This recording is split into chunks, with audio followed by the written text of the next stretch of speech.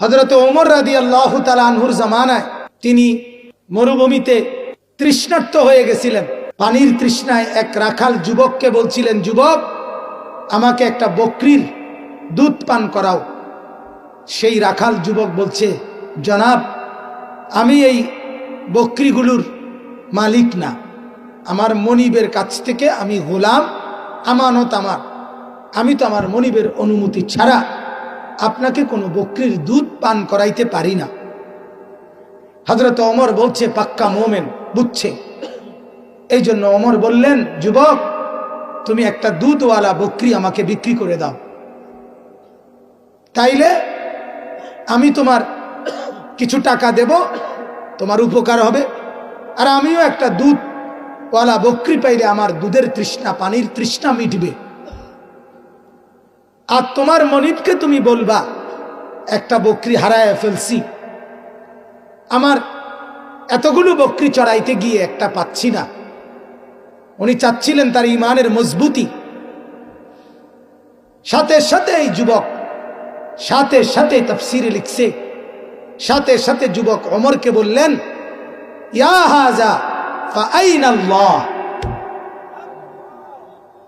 ওই বেটা, তাইলে আল্লাহ কোথায়? আল্লাহ কোথায়? তোমাকে ফাঁকি দিলাম, মনিবকে ফাঁকি দিলাম, জগৎবাসীকে ফাঁকি দিলাম, কিন্তু আল্লাহ?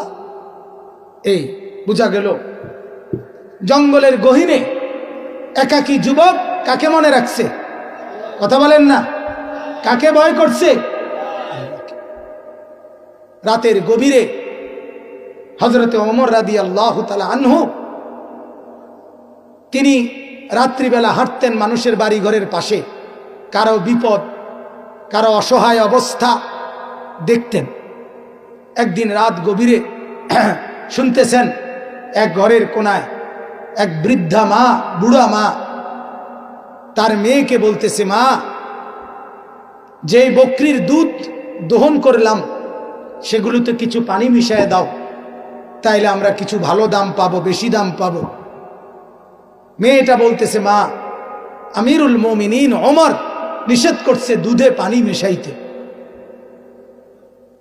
বৃদ্ধা মা বললেন নিজের মেয়েকে, মা, ওমর কোথায় ঘুমায় আছে রাজপ্রাসাদে, আমরা দুইজন এখানে, আর কেউ নাই, তুমি বকরির দহন করাই দুধে পানি মিশাইলে ওমর জানবেই না, খবরই রাখবে না। তখন ওই মেয়েটা বলছে, মা, ওমর যদিও ঘুমায় আছে, ওমরের মনিব যিনি আল্লাহ, তিনি তো কখনো ঘুমায় না, তাকে ফাঁকি দেব কেমনে মা? এই নওজোয়ান শোনো, পরের দিন ওমর রাদিয়াল্লাহু তাআলা আনহু এক দুধওয়ালি, দুধ বিক্রেতার মহিলার মেয়েকে শুধু আখলাক দেখে, শুধু সততা দেখে, শুধু চরিত্র দেখে, শুধু আল্লাহ তাআলার ভয় দেখে আদা ছিলেন ওমর। ওমরের মতো প্রবল প্রতাপ শাসক আজকের এই দিন পর্যন্ত ইতিহাস সাক্ষী পৃথিবীতে এখনো জন্ম নেয় নাই। গোটা পৃথিবী, গোটা ইউরোপ, গোটা পাশ্চাত্য বলে আজও ওমরের মতো কোনো শাসক জন্মায় নাই। এত বড় দর্দণ্ড প্রতাপশালী ওমর, তিনি তার আপন ছেলেকে এই মেয়ের সাথে বিবাহ করাইছেন।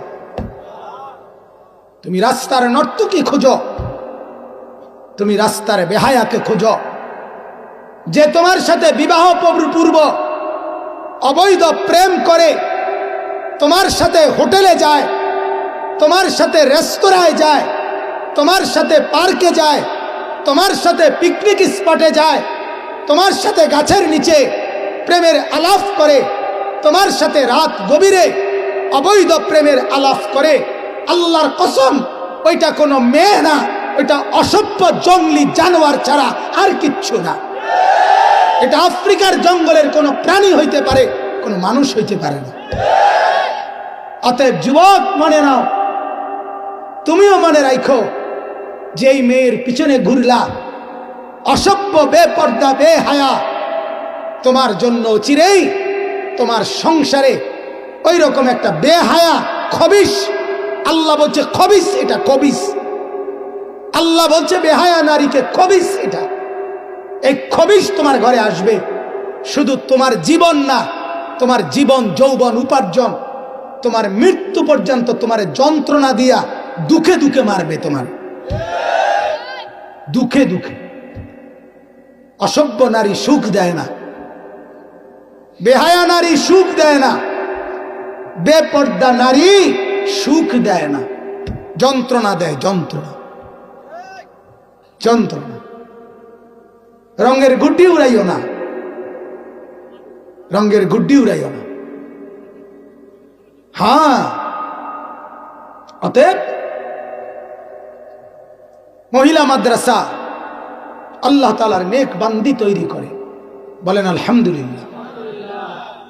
এমন নারী তৈরি করে যে নারীর কথা আল্লাহ নবী হাদিসে বলছেন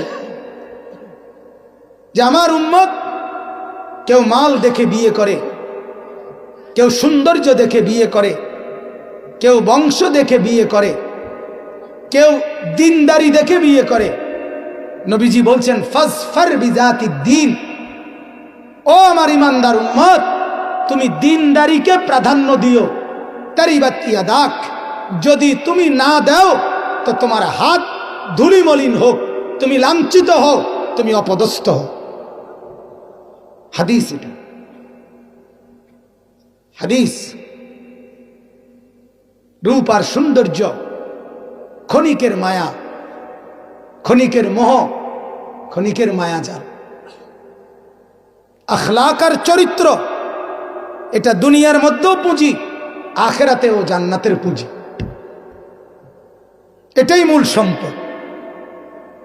যে নারীর আখলাক নাই, যে মেয়ের চরিত্র নাই, যে মেয়ে বেহায়া, পৃথিবীর সব সৌন্দর্য যদি তার মধ্যে থাকে তারপরেও সে ঘৃণিত, ধিক্কৃত সে।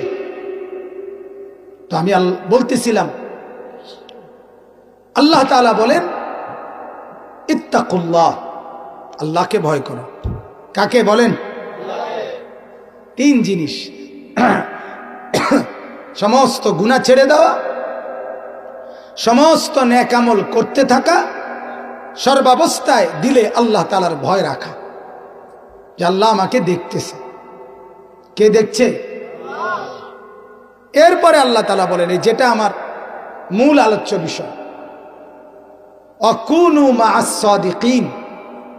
আল্লাহ তাআলা বলেন এবং তুমি থাকো সর্বদাই, কুনুর মধ্যে ইস্তেমরার আছে,